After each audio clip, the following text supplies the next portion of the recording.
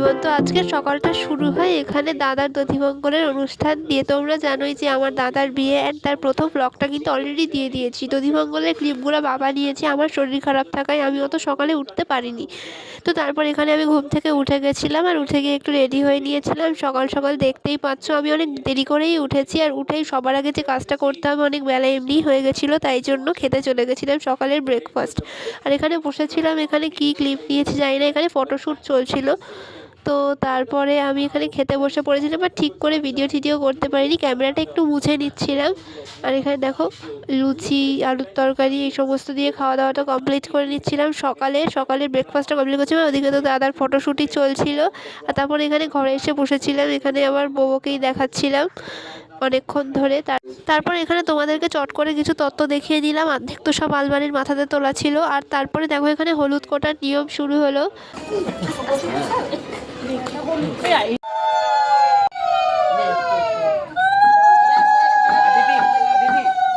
তারপরে আমরা 3-4 জন মিলে চলে গেলাম মেয়ের বাড়ি তত্ত্ব নিয়ে। আর আমরা গেছিলাম, আমি, আমার বাবা আর আরেকটা দিদি আর অন্য আরেকটা জিজু, আমরা 4 জন মিলেই গেছিলাম তত্ত্ব নিয়ে, আর বেশি কেউ যায়নি। তো তারপর গাড়ির মধ্যে একটা ছোট ক্লিপ নিয়ে নিলাম, আর তারপর তোমাদেরকে যে বিয়ে বাড়িটা সেই জায়গাটা দেখাচ্ছিলাম। এখানে দেখো, এখানে সবাই অনেক লোকজনও ছিল, যা মেয়ের বাড়ি থেকে যা অনুষ্ঠান হয় সেগুলো হচ্ছিল। আর তারপরে তোমাদের আশেপাশটা দেখাচ্ছিলাম।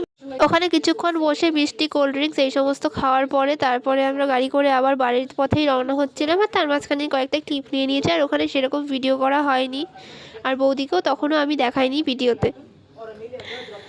দেখো তারপর আমরা গাড়ি করে যাচ্ছিলাম, আর গাড়িতে যেতে যেতে আমরা গান শুনছিলাম।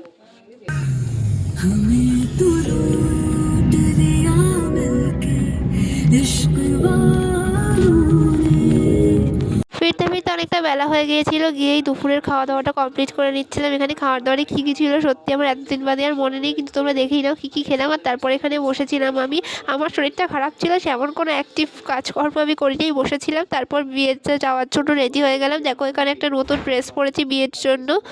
এই ড্রেসটা আমি বিয়ের জন্য কিনেছিলাম স্পেশালি, আর এটা পরে আমি আরও বহু জায়গায় পরেছি, বাট ফার্স্ট এখানেই পরেছি বিয়েতে। আর দেখো আমি কীভাবে সেজে নিয়েছি। তারপর এখানে বিয়েতে যাওয়ার জন্য তার আগে ফটোশ্যুট চলছিল।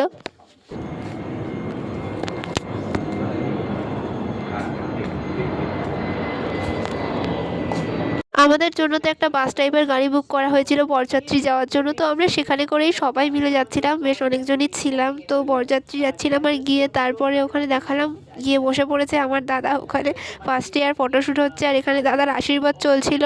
আর তারপরে আশেপাশটা তোমাদের দেখালাম। আর এইটাই হচ্ছে বৌদি, আর বৌদিকে ঠিক করে সামনে দিয়ে পরে দেখাচ্ছি।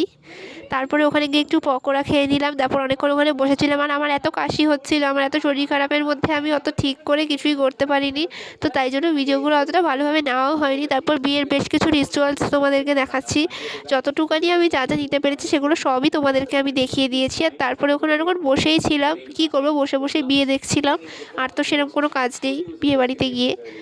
তো খাওয়া দাওয়া করতে তো অনেক দেরি আছে এখনও, তো বসে বসে অনেকক্ষণ বিয়ে দেখছিলাম। পুরো বিয়েটা দেখার ইচ্ছা ছিল, বাট পরের দিন বাসি বিয়ে ছিল, তাই জন্য আসল বিয়ের সিঁদুরদান সেই পার্টগুলো তো পরের দিন হতো, আর সেটা আমার শরীর খারাপের জন্য আমি আর যেতে পারিনি, তার জন্য দেখা হয়নি। তো ওটা তোমাদেরকেও দেখাতে পারবো না, বাট আগের দিন যা যা রিচুয়াল হয়েছে তার মধ্যেই বেশ কিছু তোমাদেরকে আমি দেখিয়ে দিয়েছি। এখানে অনেক নিয়মকানুন ছিল, কোনটাকে কী বলে কী হচ্ছে আমি তো এত জানিও না।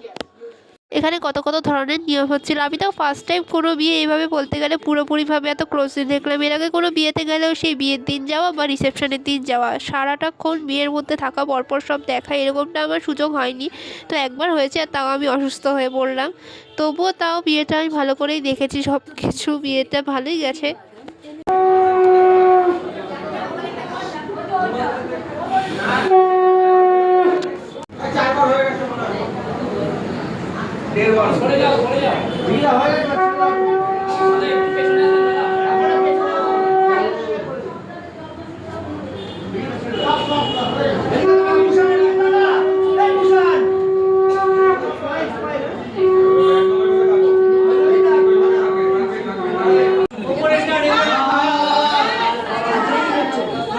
এখন তো বৌদি 7 পাক ঘুরে নিল।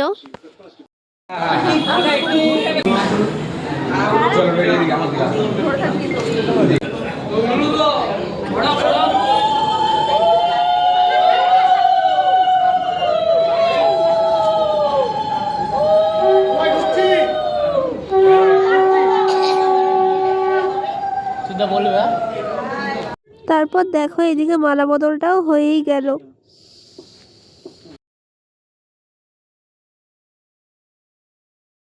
আর তারপর তো এখানে চলছিল ফটোশ্যুট বিভিন্ন পোজে, আর দাদা বৌদিকে কিন্তু বেশ সুন্দরই দেখতে লাগছিল। তারপরে আবার শুরু হলো বিয়ের কত কত নিয়ম, যেগুলো সবই আমার অজানা, আর আমি শুধু দেখছিলাম বসে বসে যে বিয়েতে আরো কত নিয়ম হয়। আর আমার গলাটা যদি অন্যরকম লাগে তার কারণ হলো আমার ঠান্ডা লেগে আছে অ্যালার্জির জন্য, আর নাকটাও হয়ে গেছে বন্ধ, তো গলাটা একটু এরকম লাগবেই। তারপর আবারও বসেছিলাম, নিজের কিছু একটা ক্লিপ নিয়ে নিলাম, তারপর সোজা খেতে চলে গেলাম। শরীরটা এতটাই খারাপ ছিল, ঠিক করে কিছু খাওয়া দাওয়া করবো সেটাও অতটা পারিনি, ওই কোনো রকম যেটুকানি পেরেছি খাওয়া দাওয়া করেছি, তাই অত ভালো করে দেখানোও হয়নি খাওয়া দাওয়াটা হয়তো। তারপর চলে আসলাম বাড়িতে, আর ব্লগটা এখানেই শেষ। সেদিন তো বাড়ি চলে এসেছিলাম রাতে, পরের দিন সকালে আবার গেছিলাম দাদার বাড়িতে, তো সেই ব্লগগুলো নিয়ে তোমাদের সাথে দেখা হচ্ছে আবারও। তো আজকের মতো এতটাই, টাটা।